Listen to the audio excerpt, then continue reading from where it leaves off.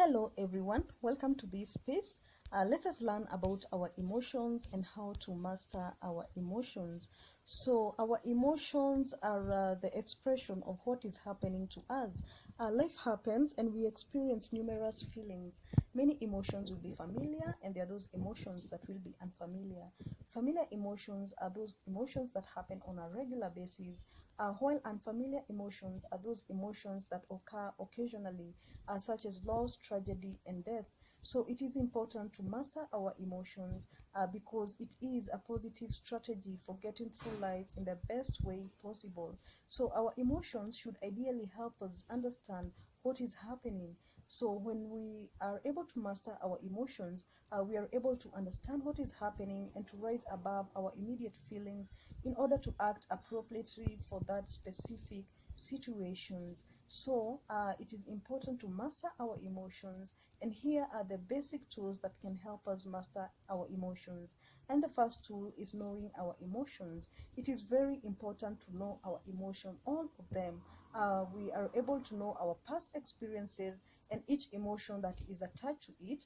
Okay, we also need to know the triggers of each emotion and also understand which events and especially the people that are associated with each emotion. So when we know and understand why we emotionally respond to things the way we respond, so it helps us be able to know how to respond or how to behave when a certain situation arises.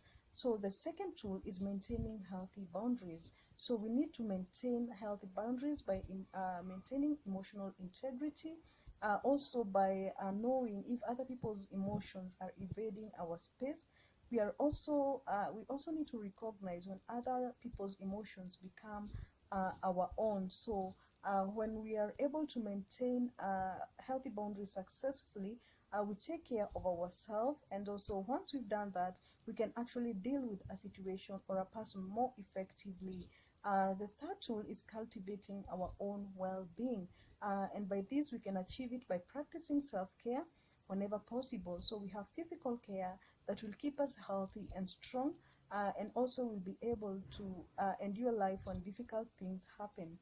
Psychological well-being goes a long way to help sustain, especially during life challenges, when we are called upon to emotionally respond. So understanding who we are, it is very, very important. So we also need to cultivate a belief system that brings hope and faith. So spiritual practice can help to sustain us on a daily basis, especially in trying and challenging times and with trying and challenging people. So the fourth tool is creating a healthy support system. So these are people who encourage and nurture us.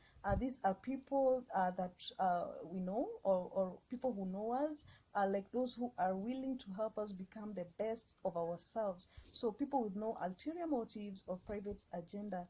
These are people we can always turn to and just listen to, and also just listen to their advice. So it should not be difficult to identify who in your life overwhelms you or weighs you down, worries you, makes you anxious, or causes you to engage in situations or relationships that are not in your best interest, and that deter you from pursuing what makes you happy and contented. So sometimes it's hard to grasp that a relationship or a situation is engaging you in a negative way, but over time, with repetitive interactions, you should begin to see the bigger picture. So it is very important to relate with people who make or who brings out the best in us.